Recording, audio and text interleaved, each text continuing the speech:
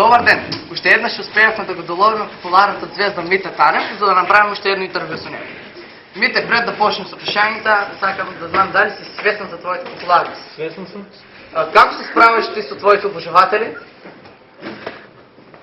Ти помагат ли секюритето тук, Джони Томи? Помагат. Мъщито. Добро. Сега да почнем с прашането. Дали е точно дека си купил Lamborghini, сопарите ще ти ги дава YouTube за гледаност? Да.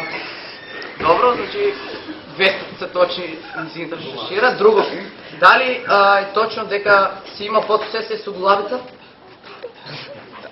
Точно е.